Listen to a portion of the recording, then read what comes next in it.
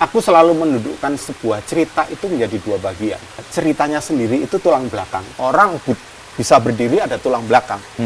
Cerita itu bisa mengalir sampai saya dimengerti orang itu ada tulang belakang. Itu narasi, tulisan. Nah, untuk supaya narasi itu jadi cantik harus ada fotonya. Jadi dua hal itu saling bertautan. Satu tulang punggung dalam bentuk teks tadi, yang kedua adalah visual sebagai wajah. Kosmetik. Kosmetik. Nah, aku bilang sebagai kosmetik. Gitu. Kalau anakku pulang sekolah, aku sering marah-marah sama dia. Marah dan semarah-marahnya. Tapi aku nggak sadar bahwa ini di rumah, bukan di sana. Dan ketika aku hampir selesai di Reuters, aku sadar itu sebuah kesalahan ternyata. Oh oke, aku harus membawa aku sendiri menjadi cool down. Kayak aku menebus kesalahan masa lalu.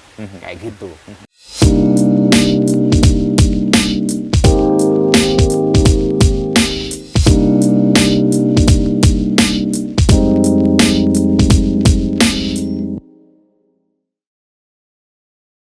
Ya, apa kabar Mas?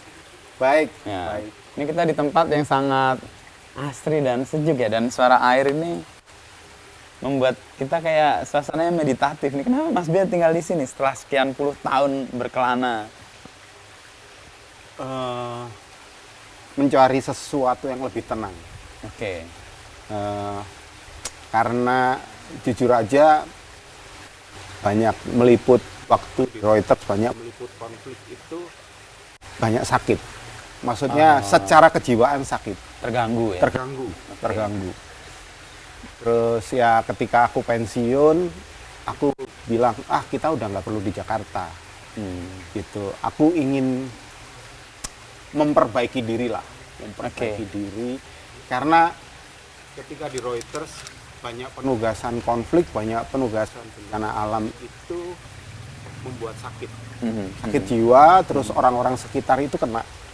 Anakku, istri, ya aku ngajak ke sini itu supaya lebih tenang, sekaligus aku ingin punya banyak waktu buat anakku. Oke. Jadi kayak tanda kutip penebusan dosa lah. Aku nggak mau kenceng-kenceng ngomongnya. Intinya itu. Intinya itu. Cuman kan istriku lahir di Jakarta, walaupun orang Belitung. Seumur hidup di Jakarta, jadi aku mesti tanya sama dia, mau nggak pindah? Oke, ini bagian dari deal ya? Karena hidup sudah tidak sendiri lagi. Iya. Oke. Terus dia bilang mau, asal gitu. Pertama di daerah dingin, kedua dekat pasar. Oke. Itu logis banget tuh. Iya, dekat pasar. Karena dia suka masak, istriku. Oke, batasan dapurnya sangat istimewa ya. Iya. Itu permintaan dia. Menghadap pemandangan yang menyenangkan. Oke, ya.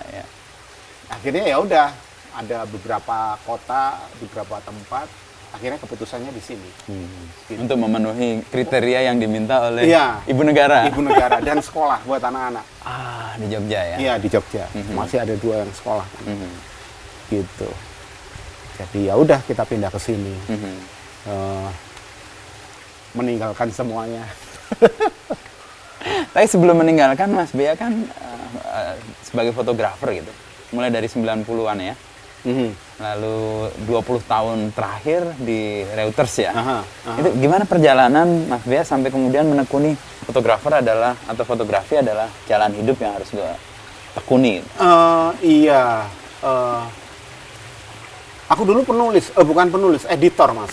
Editor sebuah ensiklopedi ketika aku pertama kali bekerja, lulus. Lulus dari? Aku IKIP Malang. IKIP Malang, oke.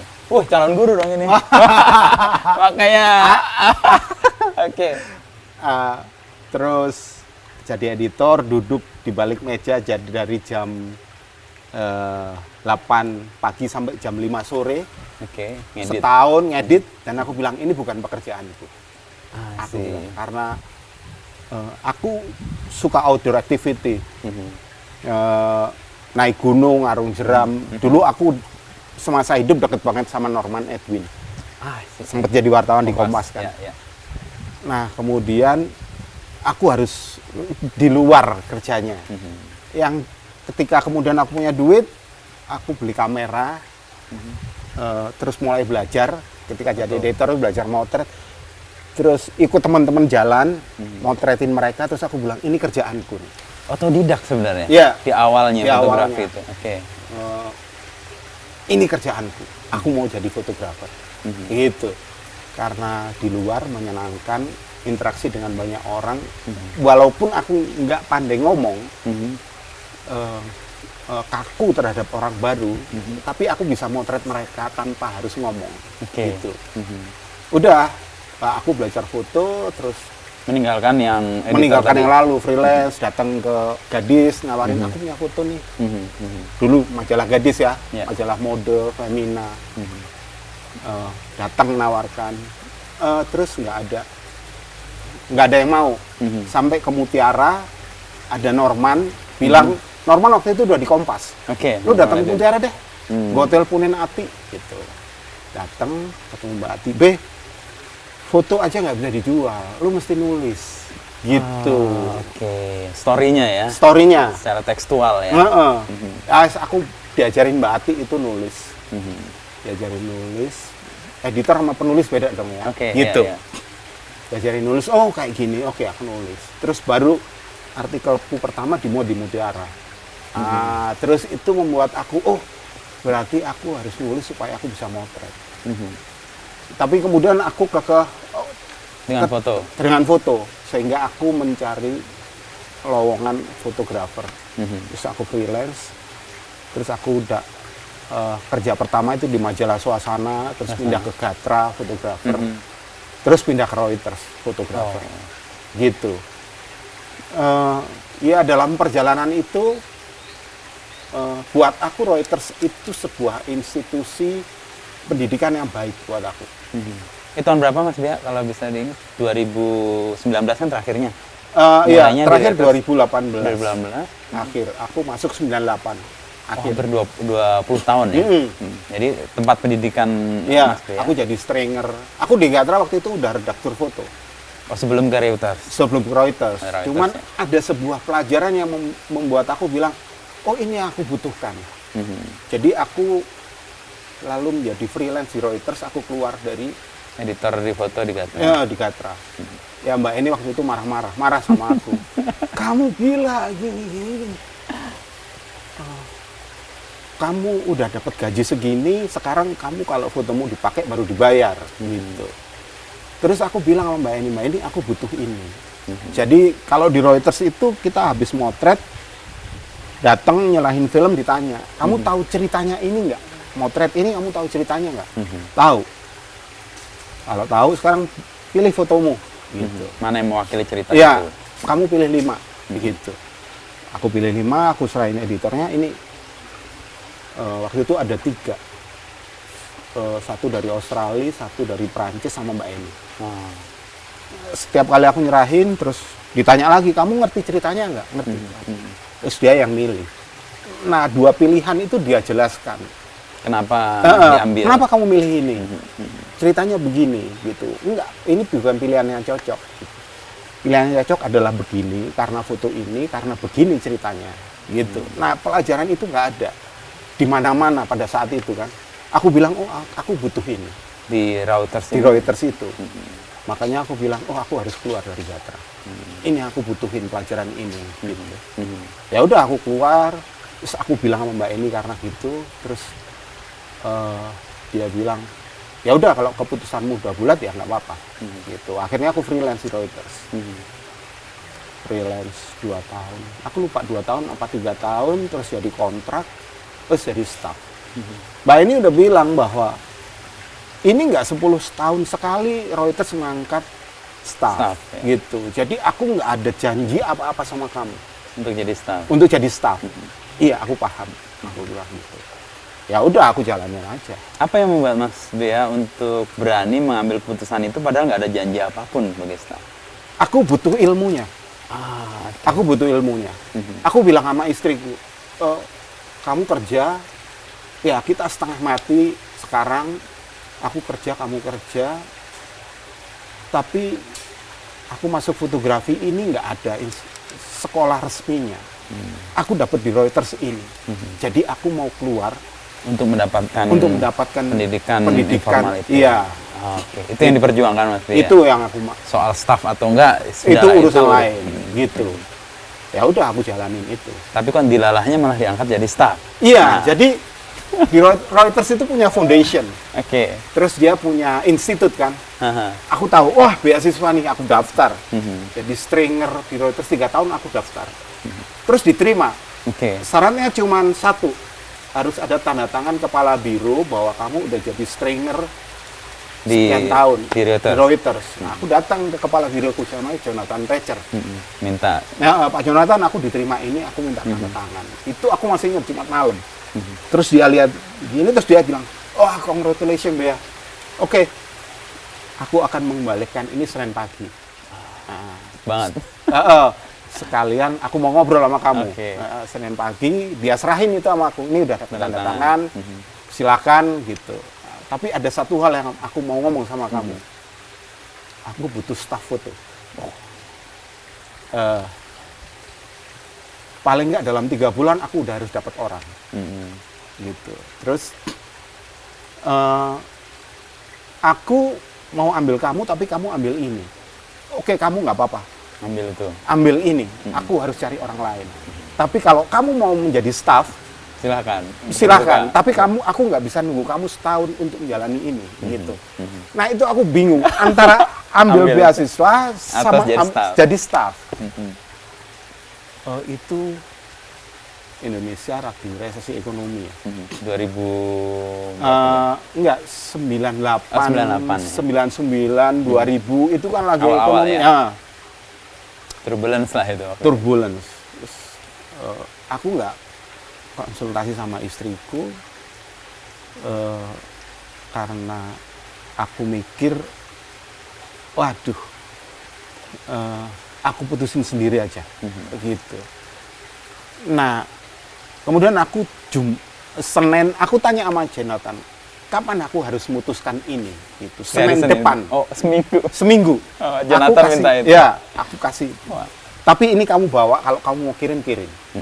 Tapi sebelum kamu membuat keputusan ini jangan dikirim, gitu. Karena nanti namamu jelek, namaku jelek. Kamu udah sign, kamu kirim, dan kamu membatalkannya. Jadi seminggu itu aku telepon fotografer Reuters yang ada di beberapa negara. Di Australia, di Singapura, di Malaysia, di Bangkok. Itu dapat second opinion? Iya, di Jepang.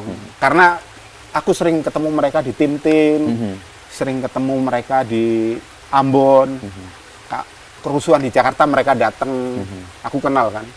Terus mereka bilang, Bea, yang akan kamu pelajari di institut itu, apa yang kamu lakukan sekarang? Mereka bilang gitu, bagaimana bekerja dalam bisnis komunikasi. Bagaimana kamu harus melihat deadline itu sebagai apa. Bagaimana konsumen membutuhkan foto kamu seberapa cepat. Bagaimana kamu berkomunikasi, atau kita dalam sebuah manajemen yang ketika editornya bilang, Bea, aku butuh foto jam segini, kamu harus melakukannya, kayak gitu. Jadi kalau kamu pergi ke institut, ya kamu dapat pelajaran itu, gitu. Ya mungkin kamu senang kamu pergi ke London, gitu. Tapi apa yang kamu pelajari ya sekarang soal itu sebenarnya. Soal itu. Terus aku mikir, iya makin bimbang. Tapi aku pikir, oh kalau aku udah dapat itu, mendingan aku ngambil staffnya, gitu. Aku pikir ya udah aku ambil staff. Jadi yang aku London dibatalkan. Yang ini aku batalkan. Terus aku bilang sama Jonathan, oke, aku terima jadi staff.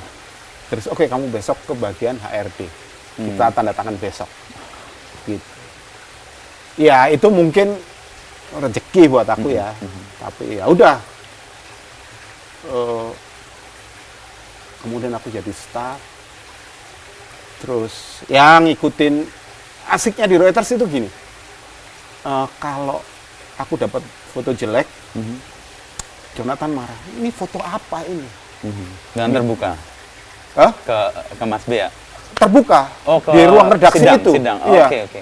Jadi ya ruangan kita kan kubikel tapi terbuka. Terus dia cuma berdiri terus, Bea, what the fuck is picture? Gitu. Kamu motret apa tidur? gitu. Maaf Pak Jonathan. Ya gitu, terbuka lah. Tapi sama kalau misalnya aku dapat foto bagus, terus dipakai di mana-mana, terus Ya, dia juga di situ. dia naik ke atas meja. Nih. Ini foto Bea paling bagus gitu. Ini wartawan gitu. Fair deh ya. Fair, ketika fair. buruk dan ketika di level yang dia mau, dia memberi Iya. apresiasi.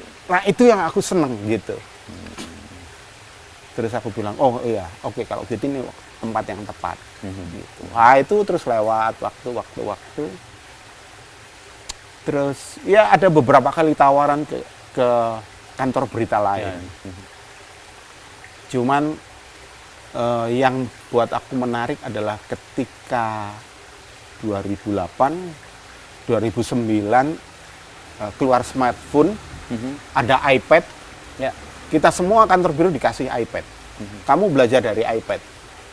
Terus kita dipanggil ke Singapura. Nggak lama, cuman Kamis Jumat, Sabtu Minggu libur lah di sana, Senin balik. Itu cuman mereka bilang begini, klien kita bakal berubah karena media berubah. Adanya Dengan smartphone datangnya iPad, smartphone, klien kita akan menjadi ke digital. Koran itu akan habis. Dia bilang gitu. Nah, kita semua akan belajar menuju ke tadi. digital. 2008, 2009. 2009 gitu. Terus ya udah kita belajar bareng, terus mereka bentuk tim multimedia. Ada fotografer, ada kameramen, ada satu penulis. Oke. Penulis yang bikin cerita, terus kita berembuk online bikin visualnya. Nah, yang aku seneng kemudian mereka nge-push fotografer untuk menulis. Oh, sesuatu yang beda ya dan nggak dilakukan. Ya foto aja, ini menulis. Iya, menulis. Kita kesulitan kan. Kesulitan, terus kita komplain, nggak bisa, susah, gini. Terus Gue fotografer biasanya juga iya, ngerasa, ngapain nge-text nih? Terus Reuters bikin blog for photographer. Oke. Gitu. Terus kamu harus menulis pengalamanmu liputan. Gitu. Nah, itu kan sesuatu yang tidak susah karena kita mengalami kan, gitu. Ya udah, belajar nulis dari bikin blog itu. Bikin blog 2010 harus nulis 1, 2011 harus nulis 2, 2012 harus nulis 3. Itu naik terus sampai jadi 8 per setahun. Oh, setahun. Okay. Nah, kemudian itu jadi semacam penilaian. Oke. Terus bersamaan dengan itu fotografer harus mengusulkan sebuah cerita yang harus dia eksekusi bersama penulis. Jadi bukan penulis yang mengusulkan, tapi fotografer gitu. Itu sama, setahun 1, 2 naik sampai 8 itu ya. Terus dia bilang jadi head divisi visual itu diganti oleh anak muda pada saat itu. Biasanya kan fotografer senior itu naik. Ini itu diganti. Yang muda. Board director mengeluarkan email, kamu sekarang dipimpin oleh ini. Dia lulusan Harvard, bagian komunikasi. Dia yang akan memimpin kita transisi menuju digital. Kalau kamu nggak mau dipimpin dia, kamu bisa keluar. Langsung seterbuka gitu. itu? Iya, seterbuka itu. Oke.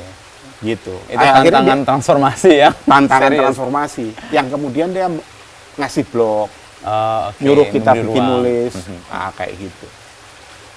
Dan ketika kemudian keluar media sosial, terus media sosial menjadi sangat kuat, kemudian buat aku pribadi, pelajaran menulis di situ itu terbukti. Menjadi bekal untuk Mas Bea menggunakan platform media sosial itu? Iya.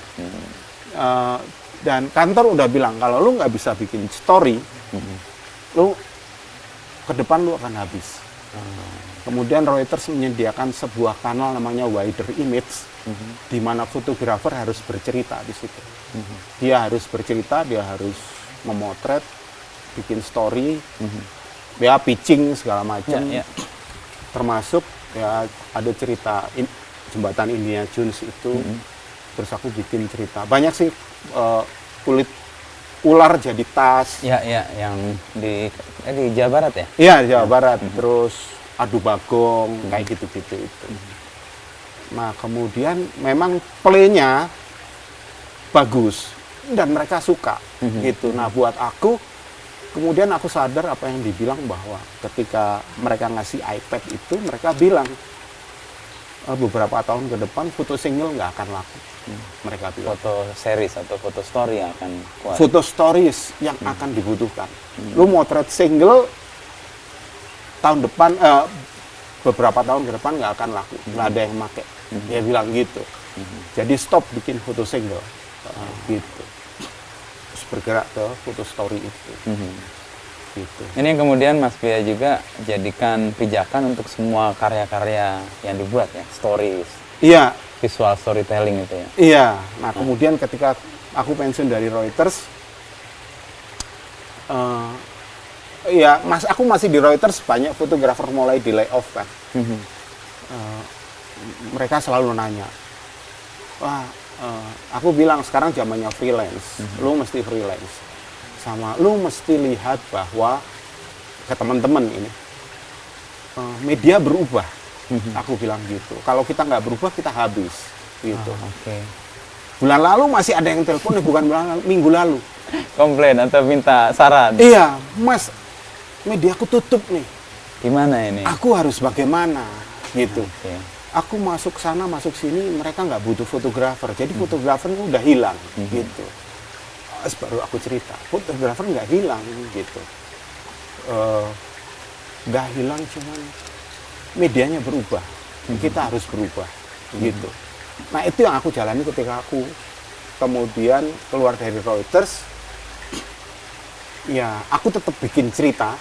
Karena aku nggak punya tempat ya, aku punya tempat di Instagram tak bikin tempat itu. Jadi platform gitu. Ya, untuk platform menunjukkan. Aku bilang sama temanku, kamu belajar dari Instagramku, gitu.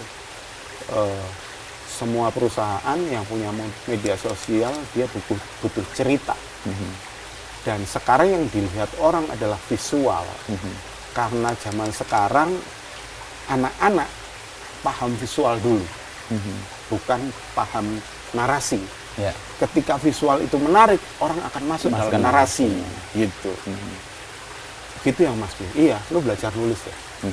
Gitu. Ya, dan itu yang aku jalani. Jadi kalau aku nggak ada kerjaan, aku cari sesuatu, aku tulis buat Instagramku aja. Dan sekaligus memancing orang, atau ketika aku cari pekerjaan aku bilang aku bisa nulis gini, kamu butuh nggak? Ya, kayak portfolio juga ya? Kayak portfolio juga. Nah, Mas Bia lakukan itu sebenarnya kan bukan hal yang pertama ya. Orang lain melakukan duluan, misalnya untuk foto-foto yang kemudian sangat punya dampak gitu ya, kayak jembatan di Pandeglang itu ya, Indiana Jones, lalu badut ketika pandemi, lalu yang story yang terakhir soal ganja itu. Apa yang membuat kuat foto yang kemudian Mas Bia olah dan kemudian berdampak menurut pengalaman saya? Gini, aku selalu mendudukkan sebuah cerita itu menjadi dua bagian. Ceritanya sendiri itu tulang belakang. Kalau orang bisa berdiri ada tulang belakang. Nah, cerita itu bisa mengalir sampai saya dimengerti orang itu ada tulang belakang. Itu narasi, tulisan. Nah, supaya narasi itu jadi cantik, harus ada fotonya. Kayak aku supaya kelihatan gagah, ya pakaianku harus mendukung itu. Gitu. Jadi dua hal itu saling bertautan. Satu tulang punggung dalam bentuk teks tadi, yang kedua adalah visual sebagai wajah. Kosmetik. Nah, aku bilang sebagai kosmetik, gitu. Nah, itu yang nggak disadari fotografer, gitu.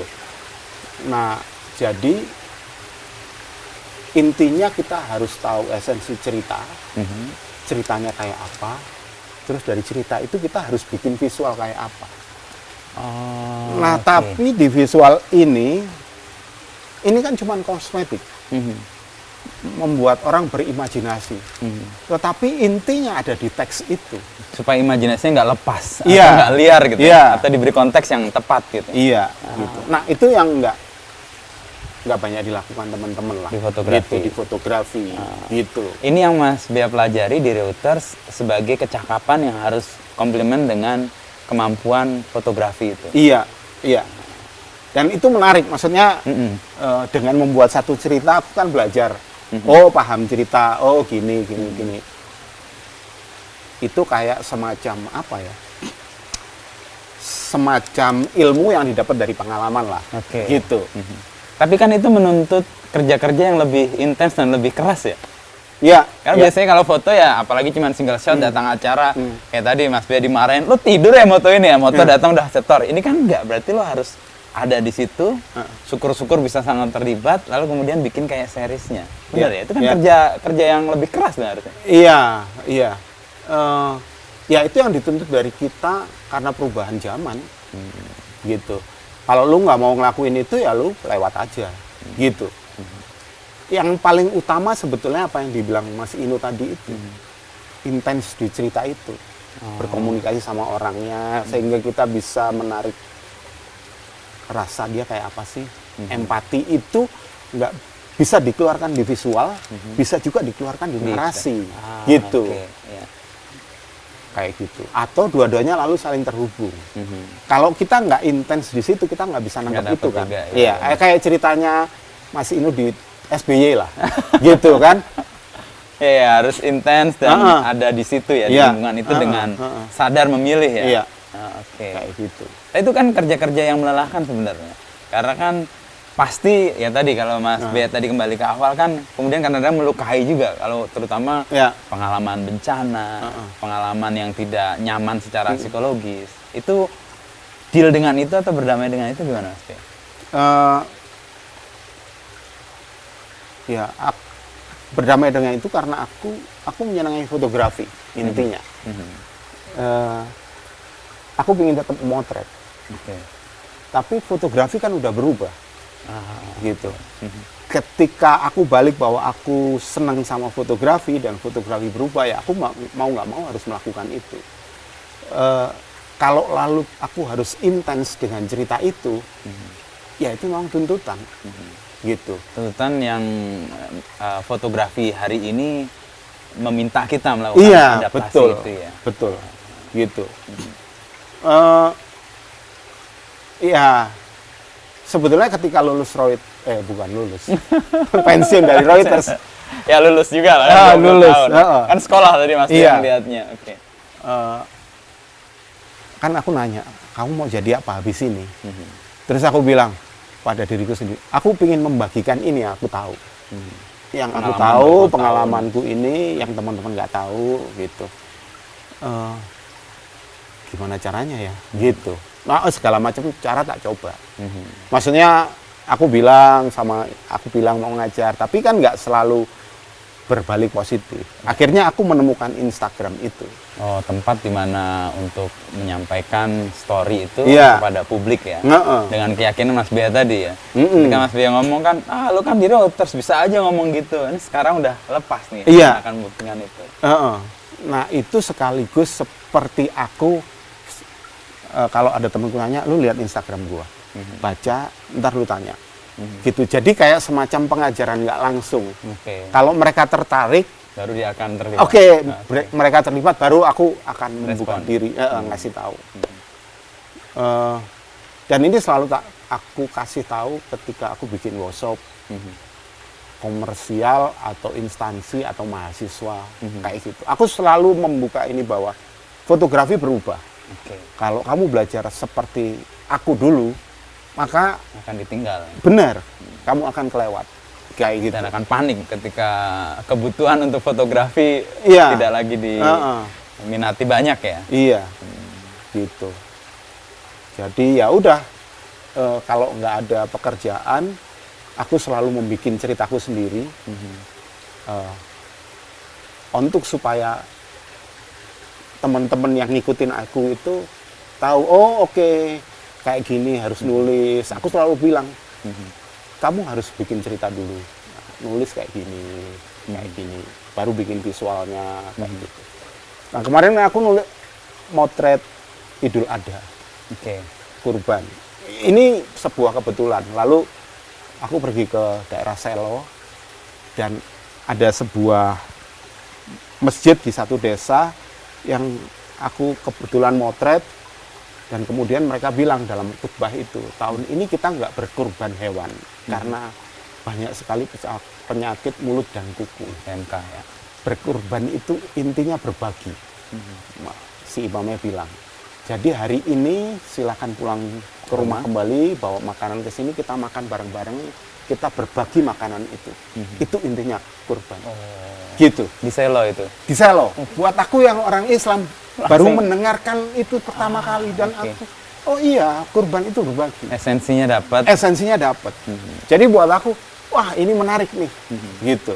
Buat story ya? Sama buat story. Aku bikin di Instagramku. Nah hal-hal begitu, itu yang membuat aku kayak kecanduan gitu. Oh, ada cerita baru apa lagi nih? Memang nggak selalu ketemu, tapi pasti akan selalu ketemu hal-hal baru yang harus ditulis dan harus difoto. Gitu. Kalau nggak ada tulisan, orang akan melihat bahwa oh itu sholat id aja. Tapi kalau diceritakan bahwa korbannya karena PMK adalah berubah, itu orang dapat. Iya. Gitu. Itu bisa dapat karena Mas Bea melatih kepekaan untuk itu sepertinya. Kalau enggak kan orang yang sambil lewat aja gitu kan. Dengar itu ya. Karena peka, wah ini ada ceritanya, ini ada story-nya. Karena aku belajar menulis itu, Mas. Menulis itu kan harus mendengarkan dulu apa yang terjadi. Dan ya dalam koridor jurnalistik harus sesuatu yang real. Ya. Kalau kita mendengarkan, oh kayak gini. Oh bener nggak ini? Konfirmasi. Oh benar, gitu. Nanti orang-orang akan datang bawa makanan, gitu. Oh benar, orang datang bawa makanan, bawa itu, terus mereka makan bareng. Oh oke. Jadi dibimbing kayak karya Siti juga ya, keingintahuan yang mau dibuktikan gitu. Itu jurnalistik banget sih. Iya. Lalu jadi cerita, kemudian utuh. Kayak gitu. Dan sesuatu yang baru itu selalu muncul, menjadi candu. Oh nanti ketemu apa lagi nih, ketemu apa lagi. Ini butuh sikap batin yang terbuka sih, dan tadi adaptif sih. Kalau dia kekeh di satu state of mind gitu ya, pasti melihat hal yang baru malah jadi kayak ancaman. Ini kan sesuatu yang baru kan menggairahkan kan? Iya. Dan membuat kita exciting banget. Oh dapat ini, dapat itu. Iya benar. Tadi Mas Bea menyebut di awal kan, balik ke awal tadi, di rumah ini adalah kayak healing gitu. Ada situasi di mana ini penebusan atas banyak hal, penyembuhan juga. Ada pengalaman di mana Mas Bea punya pengalaman jurnalistik yang menekan dan punya dampak cukup panjang gitu? Iya, aku dulu motret cukup ugal-ugalan ya. Maksudnya ugal-ugalan, apa itu kalau orang-orang nggak berani, aku hitung, aku bisa masuk. Kalau konflik ya, aku akan masuk, motret dan keluar gitu. Aku punya hitung-hitungan sendiri. Jadi misalnya kayak ke Gunung Api, ke Sinabung, hal yang sama. Dan itu kayak sebuah candu buat aku. Melakukan sesuatu yang berlebihan. Dan resiko pasti. Ya, mengambil resiko itu. Tapi aku kayak dipukul jiwaku ketika aku meliput tsunami. Aceh. 2004 Desember. Ya, 2004. Itu aku 6 minggu. Jadi aku datang tanggal 27 Desember. Termasuk yang awal-awal tuh ya? Awal. Jadi hari, misalnya tadi pagi, tsunami, besok aku berangkat dan udah sampai di sana. Gitu. Nah, aku secara nggak sengaja itu, secara minggu itu kan intens. Maksudnya intens melihat kekerasan, bukan kekerasan, visual yang nggak menyenangkan. Dan ketika aku balik ke Jakarta, ketika aku pulang, ketika orang bersenang-senang, aku mikir kok kamu bersenang-senang ya, gitu. Ini banyak orang kesusahan kok kamu bersenang-senang, gitu. Orang ketawa-tawa di warung, terus di rumahku orang happy-happy, gitu. buat aku sesuatu yang aneh. Gitu. Karena 6 minggu intens itu. gitu ya. Oke. Terus tapi sebaliknya ketika aku mendengarkan lagu-lagu yang diputar di sana di Aceh, dan diputar lagi di Jakarta, aku nangis. Oh, apa memori itu? Memori itu keluar. Oh, memori okay. sedih. Ya, 6 minggu intens lihat Ya. bencana.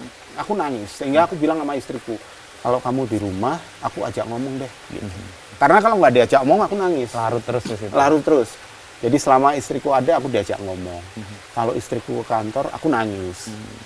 Terus kalau anakku pulang sekolah, aku sering marah-marah sama dia.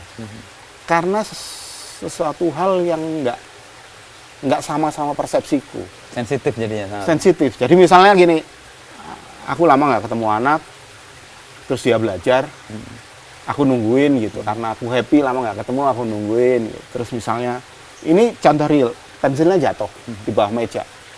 Terus anakku kan pingin bermanja-manja ya. Pak, pensilku jatuh, Pak, hilang nih, nggak tahu ada di mana. Mungkin dia ingin ngajak aku nyari. Tapi aku nerimanya nggak kayak gitu. Okay. Aku nerimanya orang di Aceh itu kehilangan orang tua, kehilangan rumah. Mereka nggak rewel tuh kayak kamu gitu. Kamu kehilangan pensil aja rewel gitu ya. Terus aku marah sama anakku. Marah dan semarah-marahnya. Ini kamu cengeng banget. Cari di situ. Kalau nggak ada, ayo kita beli. Nggak usah kayak gitu. Nggak usah cengeng gitu. Dan aku marah. Gitu. Tapi aku nggak sadar bahwa ini di rumah, bukan di sana. Tapi aku menempatkan ini di sana. Dan kemarahan itu berlanjut gitu. Sama istriku jadi suka marah juga. Karena sesuatu hal yang kecil gitu. Kecil. Ya, memicu. Aku balik lagi ke sana. Kok orang di sana nggak apa-apa, kok kamu kayak gini aja rewel. Jadi sesuatu yang besar gitu. Naruh barang, naruh keset. Yang sebetulnya ya udahlah, ini kan istriku pingin bagus. Aku kok kaset masih bagus, kamu katanya udah jelek. Jadi ada banyak kemarahan yang tumpah di rumah. Gitu. Dan itu membekaskan di anak-anak.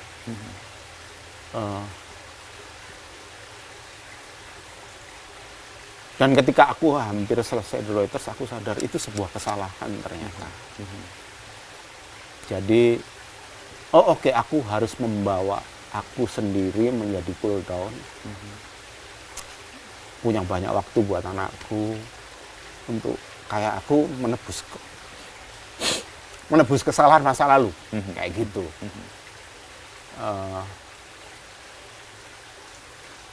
Mungkin orang bilang itu perasaan kamu aja. Anakku yang terakhir ini kan mendeklar dirinya sebagai pencipta lagu. Yang dia bikin dalam satu album pertama itu soal itu. Korelasi dengan iya, ya, pengalaman soal bahwa di rumah ribut, aku suka marah, orang tua berantem, gitu. Terus aku sebagai anak-anak, aku lari kemana? Musik lah jadi saluran. Musik jadi saluran. Jadi aku merasa ketika lagu itu tercipta, aku dengar, benar ternyata. Tersentuh ya. Ya. Itu terreflek ke anak, dan anak ada medium baru untuk menyampaikan keresahannya. Iya, gitu. Jadi ya ketika aku pensiun, lalu aku mau lebih menenangkan diri, lebih dekat dengan anak-anak. Itu bagian dari proses penyembuhan itu ya. Tapi dalam hari-hari ketika Mas Bia menjalani itu dan beban psikologis karena Aceh, saya juga kesana waktu itu, emang itu menekan sekali. Cuman 2-3 hari, ini bayangin 6 minggu ya, dan itu intens di awal kan.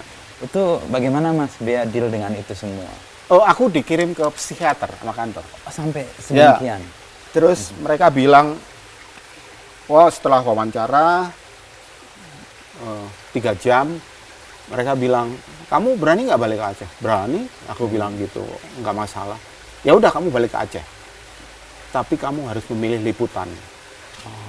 Memilih liputan yang tone-nya positif. Aku tanya, kayak apa positif itu?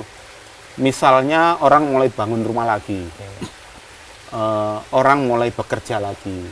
Terus orang ketemu anaknya, kan banyak orang tercerai-berai. Ya. Ketemu anaknya. Atau kalau bisa kamu ikut sebuah LSM yang mulai membantu anak-anak orang-orang di sana untuk bangkit. Gitu. Oh, oke. Apa reasonnya itu? Untuk mengimbangi? Untuk mengembalikan tone positif dari tone negatif yang selalu mengungkungku dalam 6 minggu itu. Intens banget itu ya? Iya, intens itu. Jadi kamu harus membawa ke alam sadar kamu bahwa oke, mereka mulai bangkit, mereka mulai seneng. Ketika kamu balik lagi ke Jakarta melihat sesuatu yang menyenangkan, kamu nggak terbayang-bayang ke sana, nggak komplain. Terus aku bilang kantor, oke ya udah kamu balik lagi 6 minggu lagi, gitu. Dan itu berhasil atau cukup susah juga? Berhasil tapi nggak 100%. Artinya bayang-bayang yang aku tidak bisa menghilangkan itu berlangsung tahunan. Okay. Tapi menjadi lebih baik setelah aku balik mengimbangi liputan yang positif. Misalnya kalau dulu kan koran-koran itu di Aceh itu dicetak, terus ditempel kan, terus orang, oh ini anakku di mana gitu. Nah aku ngikutin itu, itu ketemu sama orang tuanya, anak. Terus ada juga yang nggak ketemu, kalau nggak ketemu aku nggak mau, aku ikutin, bukan salah, aku nggak mau motret, aku nggak mau. Karena gitu. itu akan munculkan kecewa lagi. Kayak gitu. Dan aku ikut namanya tim itu Global Rescue Network. Oke. Ada dokter, ada perawat, pendampingan ya. Ada guru. Mereka masuk, terus mereka membangkitkan lagi semangat yang down. Mereka memberi bantuan, mengoperasi, terus ngajak anak-anak bercanda. Aku ikut itu mereka sebulan. Iya. 3 untuk minggu. Kepentingan Mas Bea sendiri, bukan liputan. Untuk kepentinganku. Karena kalau positif, ya? aku kirim ke kantor. Kalau enggak, ya udah aku ikut aja sama mereka. Untuk proses penyembuhan. Untuk proses penyembuhan, gitu. Dan itu menaikkan taraf rasa bersalah itu menjadi lebih bagus sih, gitu. Tapi jujur aja itu nggak hilang sampai sepenuhnya. Ya? Sepenuhnya enggak. 2018 tahun terakhir aku di Reuters itu aku ngeliput Danau Toba. Oke. Sedih kan? Terus ada gempa Lombok. Ya. Aku pergi lagi, sedih lagi. Terus ada gempa Palu. Ya, aku udah setengah hati mau berangkat, tapi kantor bilang ini nggak ada orang, kamu berangkat. Oke, berangkat. Terus ada Air Asia. Air Asia jatuh di laut tuh, udah 4 setahun itu. Dan aku udah berat banget karena di Air Asia itu ada saudara iparku juga, jadi lebih personal gitu. Ya. Nah terus terakhir ada tsunami di Anyer. Terus aku di tsunami di Anyer, aku udah bilang sama kantor, aku angkat tangan, aku nggak mau ngeliput. Karena sebentar lagi aku pensiun, aku nggak mau balik dalam situasi yang kayak gini. Ya. Kecuali kamu mau membiayai aku berobat, tapi enggak, aku bilang, aku nggak mau ngeliput itu, aku udah nggak mampu, aku bilang gitu. Jadi aku dengan sadar bilang bahwa aku nggak mau, gitu, udah karena cukup. pasti akan mengganggu psikologis itu ya. Jadi aku nggak liputan tsunami Anyer karena aku tahu, udah cukup, buat aku cukup, sedihnya udah cukup. Gitu.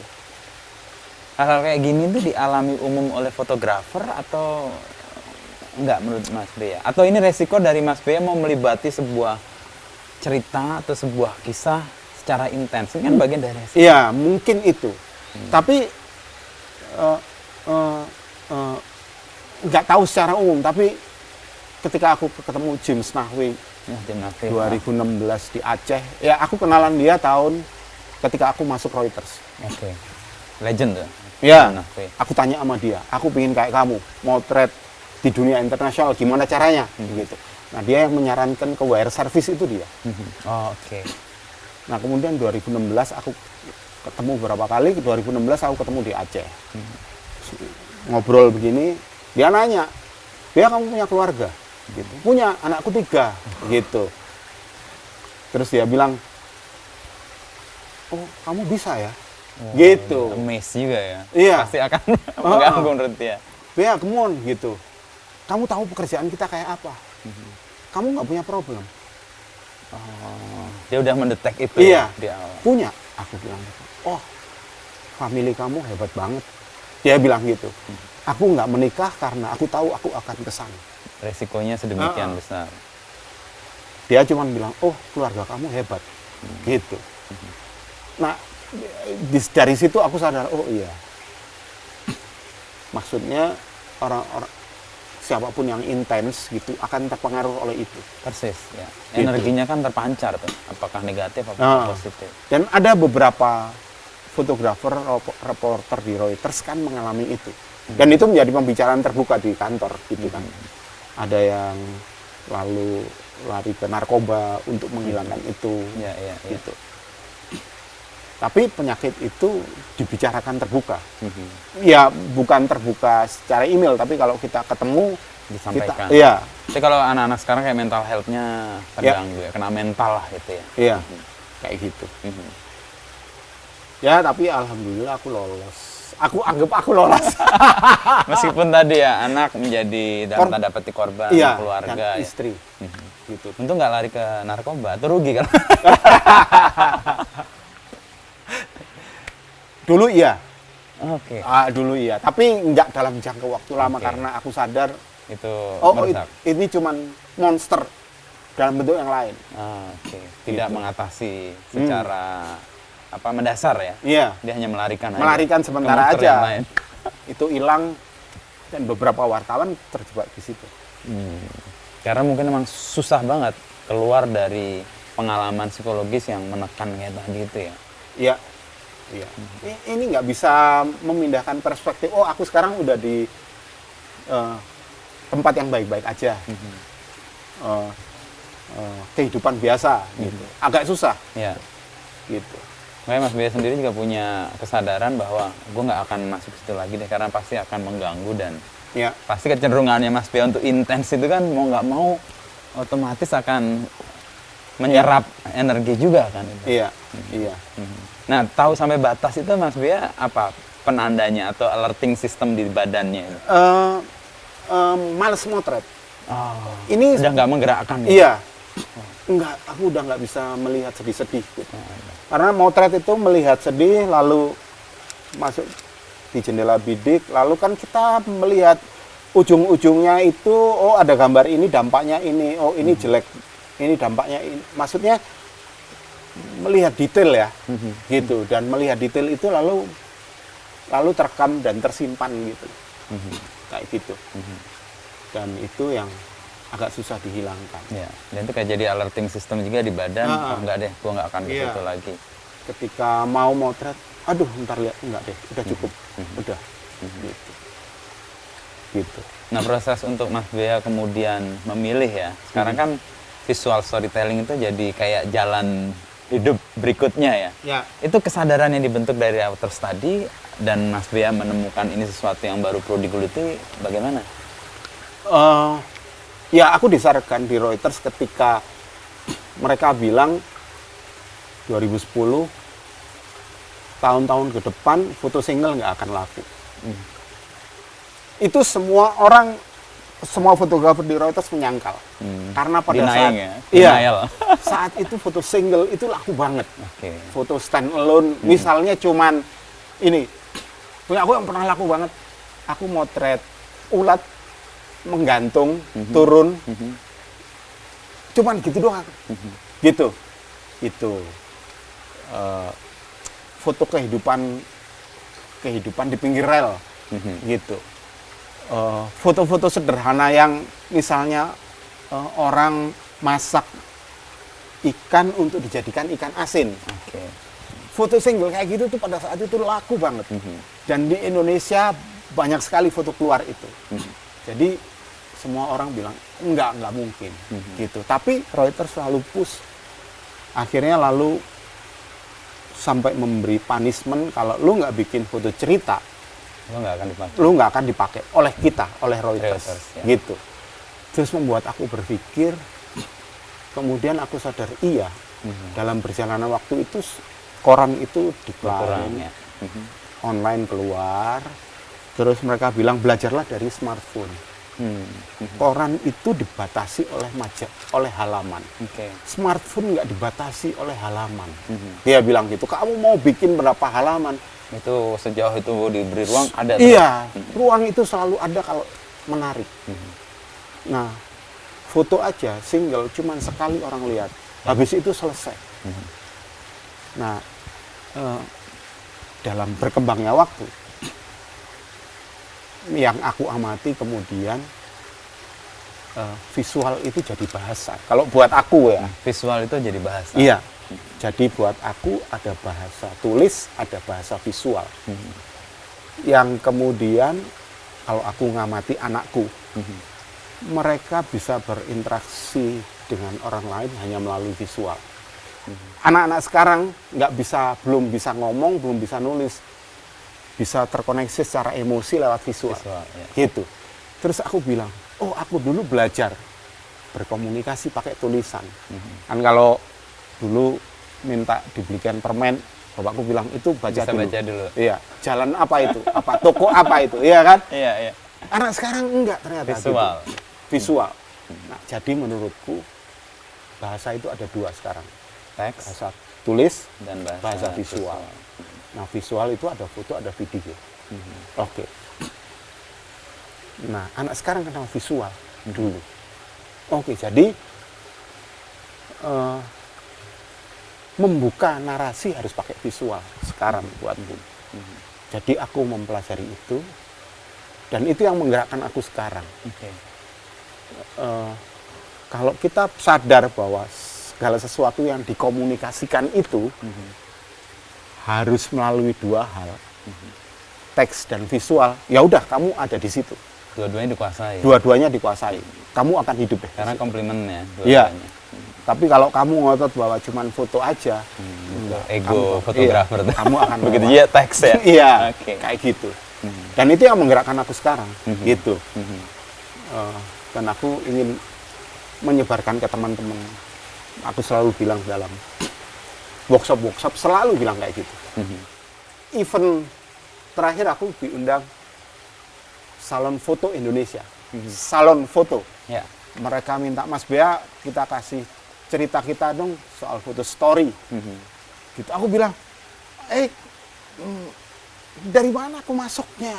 Gitu. Foto story buat aku menarik, tapi buat orang salon belum tentu. Gitu kan. Pokoknya ya buat wawasan aja Mas Bea, karena juri-juri salon foto perlu wawasan lebih. Aku mikir dari mana masuknya ya. Terus aku melihat, orang-orang salon foto itu selalu memotret sesuatu yang luar biasa. Nah kalau di foto, kalau di jurnalistik ya itu momen yang dibilang Cartier-Bresson decisive moment, ya itu yang dibikin orang-orang salon. Terus aku lihat lagi, aku ngerti nih sekarang maksudnya. Nah jadi yang dibikin teman-teman salon foto itu hanya satu foto dari rangkaian cerita foto-foto lain yang harus ada. Jadi aku masuk dari situ. Aku bilang bahwa foto story itu membutuhkan sebuah foto jagoan. Nah, foto jagoan itu yang biasa mereka bikin ini. Kayak gitu. Punchline-nya. Nah, punchline-nya. Cuman harus ada visual pengantar sebelum masuk ke sini. Dan visual penutupnya. Nah, jadi aku cerita ke sana. Dan di luar dugaan, orang-orang salon foto itu seneng banget. Banyak banget pertanyaan. Dari yang 2 jam berkembang jadi 4 jam. Gitu. Nah, buat aku lalu semacam meneguhkan bahwa, sekarang jadi zamannya storytelling. Visual itu ya. Iya, visual. Kayak gitu. Ini membuat Mas Bea nih, tadi kan awal fotografi karena belajar manual ya, karena mau orang lapangan gitu. Terus kemudian mendapatkan pengalaman yang sangat intens di Reuters dan bahkan pengalaman psikologis yang sangat mengganggu tadi ya. Itu kan sesuatu kenikmatan seperti yang diharapkan dulu, tapi sekaligus kayak hukuman ya. Karena memberikan dampak yang panjang ternyata sampai sekarang. Dan sekarang Mas Bea menekuni sebuah hal yang mungkin nggak baru-baru banget, tapi baru disadari, dan visual storytelling ini sesuatu yang yang harus dikedepankan. Apa yang membuat Mas Bea komit dan konsisten di satu bidang itu dan tumbuh di situ? Apa ya? Mungkin karena aku mencintai fotografi kali ya. Oke. Iya, karena aku mencintai fotografi. Cinta itu bisa mengorbankan banyak hal ya. Iya, dan fotografi kan bergerak. Buat aku, fotografi itu ilmu terapan. Dia bukan ilmu murni. Oke. Ilmu terapan itu Adaptif pasti. adaptif, gitu. Berubah. Iya. sesuai tuntutan. Berubah sesuai dengan zaman, tuntutan begini. Kita harus merespon apa? Iya. Itu yang menyenangkan, Mas Bea. Itu yang buat aku menyenangkan. Dan aku ikutin terus. Maksudnya, aku ikuti karena aku mencintai itu. mencintai itu. Jadi aku hidup dari fotografi, aku hidup untuk fotografi kali kayak gitu ya, kayaknya gitu ya. Kayaknya. Tapi ya itu gitu. Iya. Kan perjalanan 25 tahunan kan menunjukkan itu ya, mencintai Iya, dan sekaligus Iya. hidup untuk itu jadi. iya. Gitu. Apa hal yang Mas Bea temukan dalam perjalanan itu yang mungkin sempat membuat kayaknya keliru nih jalan ini atau justru ini yang benar nih jalan ini? Sampai hari ini sih aku belum menemukan oh keliru nih. Enggak. Gitu. Oke. Tapi aku bilang, oh iya bener ya. Gitu. Jadi ketika aku menemukan kayak tadi ngajar di salon foto, terus aku, oh iya bener ternyata. Gitu. Itu yang membuat aku ya terus ada di sini. Gitu. Nggak banyak ya kemampuan beradaptasi untuk sebuah ilmu terapan yang perkembangannya kan cepet banget nih ya. Ya. Apa yang membuat Mas Bea bisa, ini pengalaman ya pasti ya, yang membuat Mas Bea bisa tune in dengan sesuatu yang dituntut baru. Kan banyak orang mandek ya. Iya, mungkin karena aku ingin, kalau tuntutanku sekarang personal, aku ingin memberikan itu ke teman-teman.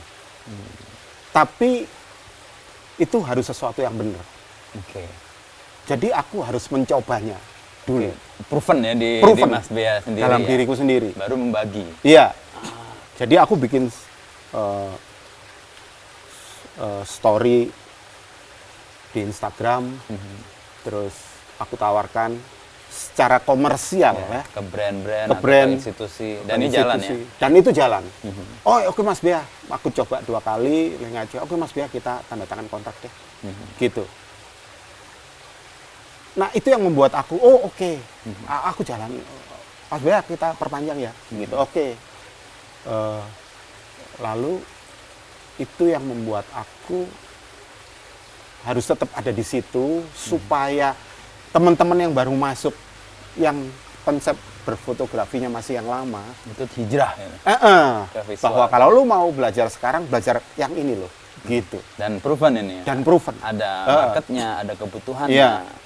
Bahkan kayak lomba foto di beberapa institusi yang hadiahnya cukup gede, aku selalu bilang, jangan bikin lomba foto single, bikin Story. foto story. Dan lalu kayak Pertamina itu lalu mengubah konsepnya lomba jadi foto story. Oke. Mereka kan punya anugerah jurnalistik Pertamina. Tahun berapa itu aku udah bilang, ini hadiahnya gede, kamu harus bikin foto story. Dan mereka bikin foto story, akhirnya dijadikan foto story sampai sekarang. Dan aku jadi juri udah bertahun-tahun gitu ya. Terus yang terakhir, 3 tahun terakhir itu BPJS. Oke. Aku bilang sama mereka, ini gede nih hadiahnya, bikin foto story. Karena dengan begitu, itu kan buat wartawan foto ya. Wartawan mau nggak mau membuat cerita untuk ikut itu, gitu. Dan aku selalu membuka diri sebagai juri. Aku bilang gitu, kalau kamu mau konsultasi bikin foto story sama aku, Please come. ya telepon lewat Instagram boleh, WhatsApp boleh, dan beberapa orang melakukannya.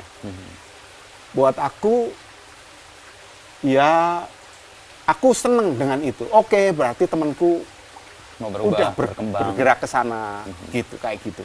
Ini jadi kayak masa tertentu nih ya, atau masa baru, atau mungkin nggak baru banget, tapi setidaknya ini ada yang banyak merawat dan kemudian memunculkan ini sebagai hal yang harus ditekuni bersama. Iya. Ya mungkin bukan mazhab kali ya. Aku nggak berani bilang mazhab.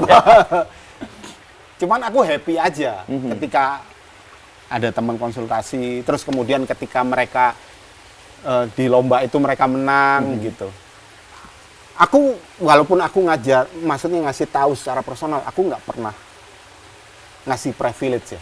Ketika aku Semua jadi juri, sama, ya. semua sama. Tutup mata lah itu. Iya. Untuk fairness ya. Dan ketika misalnya, yang terakhir itu anugerah jurnalistik Pertamina itu bahkan foto story jadi best of the best dari semua. Dari tulis, dari TV, jadi karena itu mencakup semua kan, visualnya dapat, teksnya dapat, dan imajinasi orang dengan story itu akan dapat. Saya baru ngeh, di Kompas itu kan Kompas Minggu ada foto seri yang di halaman belakang. Itu selalu menarik sebenarnya. Dan memang itu yang kemudian menjadi lahan bagi fotografer untuk menunjukkan intensitasnya pada satu isu dan kekuatan dia membangun cerita dari tadi gambar yang cuman kosmetik tapi tulang punggungnya adalah story-nya tadi. Betul. Ya, jadi fotografer itu sekarang bisa bertahan kalau kamu jadi pencerita. Gitu. Kalau kamu nggak jadi pencerita ya kamu habis sama anak-anak hobi itu. Karena mereka lebih canggih, lebih militan, lebih punya tapi satu hal yang mereka nggak bisa bercerita. Gitu. Menjalani koridor jurnalistik itu loh. Mendengarkan orang, konfirmasi benar apa enggak, kalau benar ini tak tulis. Kan koridornya cuma itu. Gitu. Dan sekaligus aku membawa kaidah jurnalistik dalam media sosial. Gitu. Itu yang aku sadari aku bawa. Maksudnya ketika aku masuk ke media sosial, aku bilang aku harus membawa kaidah jurnalistik. Dan itu menjadi rambu sih sebenarnya, membuat foto kita atau story kita bisa dipertanggungjawabkan. Karena kita melakukan konfirmasi, observasi, dan riset bahkan kan. Pasti Mas Bea sebelum jalan ke satu tempat kan riset dulu tuh. Misalnya ganja itu, pasti kan pengen tahu ini apa sih isunya. Lalu yang jembatan Indiana Jones itu ya. Itu kan pasti riset dulu kan. Datang ke lapangan dan konfirmasi dan membuat itu impact-nya, lalu ada pembangunan jembatan yang kontribusinya salah satu dari Mas Bea kan. Itu orang lain. Tapi lewat jalan itulah. Aku mau meneruskan cerita ini, ganja itu. Udah hubungi orang-orangnya di beberapa tempat. Gitu. Itu akan tak terus. Maksudnya ya aku akan melanjutkan cerita itu lah. Apa yang mendorong Mas Bea?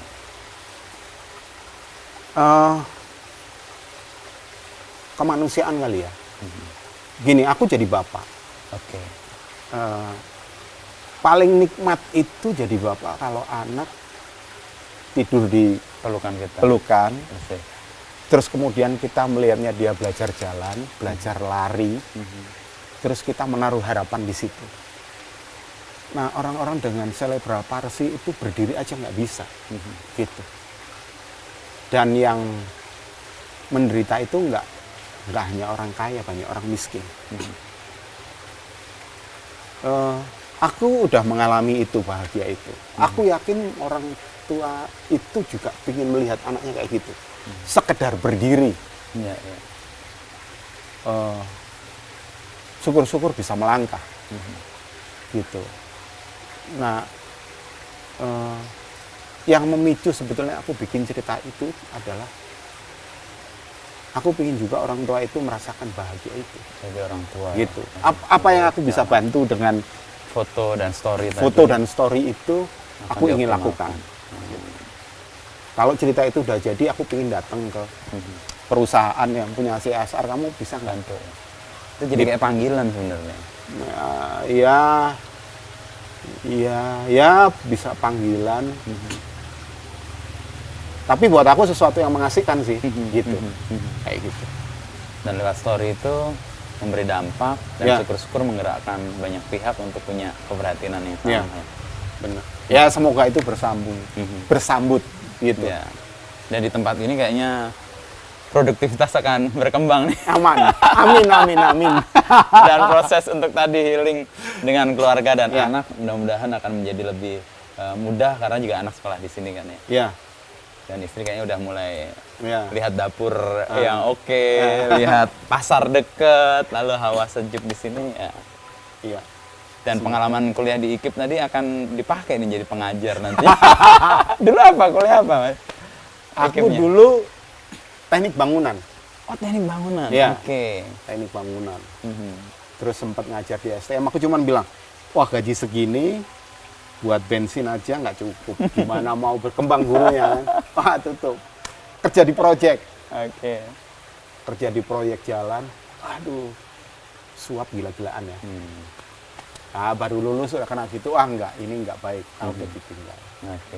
Tapi paling nggak bekal atau metodologi mengajar di Oh, IKIP iya. itu dipakai Iya. untuk menjelaskan visual storytelling kepada khalayak. Iya, dan yang paling bagus itu pengalaman yang diajarkan karena udah proven kan. Ya, persis. Gitu. Ketika kamu memiliki sesuatu yang sudah terbukti, kamu ngomong itu tuh orang percaya dan otoritasnya kuat. Iya. Dan Bea salah satu orang yang punya otoritas itu. Waduh. Makanya saya datang ke sini. Wes. Jauh-jauh. Thank Terima you Mas kasih Bea. banget. Nih, saya juga makasih nih. Kita Terima nggak kasih kerasa udah sejam lebih dan nggak hanya Mas Bea nih yang atau audiens yang dapat sesuatu. Saya dapat sesuatu. Berapa insight nih? Oh, Tadi alhamdulillah. storytelling. Saya makin yakin bahwa kekuatan ke depan sebagai pencerita itu emang akan menjadi kecakapan yang harus dimiliki untuk banyak profesi sih. Ya. Nggak hanya fotografer, nggak hanya jurnalis. Iya. Dan perusahaan-perusahaan itu secara terbuka mencari itu. Pencerita itu ya. Iya, storyteller. Gitu. Karena ketika aku jadi ambasador Fuji Film kan. Oke. Terus suatu hari Fuji Jepang bilang, kita punya kamera baru medium format. Kalian semua ex-fotografer harus pitching untuk bisa mengerjakan proyek ini. Oke. Dan aku pitching. Ya. Dan mereka suka karena aku bercerita di situ. Bercerita tentang orang hutan. Bukan cuma motret, tapi kenapa aku motret itu. Dan bagaimana orang hutan sekarang gitu. Mereka suka karena itu. Oke, ceritanya itu. Ceritanya itu. kekuatan itu. Dan kemudian mereka, oke, kamu kerjain lagi sekarang, kamu cari gajah. Oh. Gitu. Ya tahun ini aku bikin tapi belum keluar. Nah, mereka suka karena ceritanya itu. Gitu. Dan kecakapan untuk bisa bercerita itu kan bukan sesuatu yang lo bisa dapat begitu aja kan? Iya. Pelajari kepekaan tadi, kemampuan melakukan observasi, Iya. datang ke lapangan, Jadi, klarifikasi. aku juga bilang, kalau kamu mengakrabi storytelling, kamu bisa jadi apa aja lewat visual. Kamu bisa bikin foto, kamu bisa bikin film, gitu. Karena aku udah membuktikannya gitu. Aku yang bikin ceritanya, terus Dan itu terbukti, market Ya. menerima. Dan kecakapan-kecakapan orang-orang besar di masa lalu itu kan sebenarnya mereka pencerita, pendongeng. Atau kemampuan mereka istilahnya apa ya, mempengaruhi orang itu kemampuan dia bercerita. iya. Ya nabi, filsuf, Iya, ilmuwan, bahkan profesi-profesi yang lain. Ya. Ya kita support lah. Saya mau belajar kelas visual storytelling yang Mas Fian. Nanti kita buka Jangan dong, kelasnya. nanti diketawain lah. Oh enggak dong, visualnya aku harus belajar. Gitu Mas Fia, thank you. Oke. Udah nih, Ya. udah agak terang nih, Terang. panas nih sekarang. Kita akan ketemu di lain kesempatan. Oke, terima Matur kasih nuwun. Ya. udah datang. Ya, mudah-mudahan di ruang ini kita bisa datang untuk undang Jason Ranti ngamen di sini. Aku setuju banget. J ditungguin sama Mas Bea. Gitu. Wih, begitu aku lihat Jason nyanyi, anjrit ini idola gua baru nih. Oke, nanti anaknya pasti mau nulis tag dengan gaya itu juga. Oke. Thank you Mas Bea. Terima kasih Mas Ya, Inu. Ya. Kita lanjutin tehnya belontang ini. Ya, belum tahu.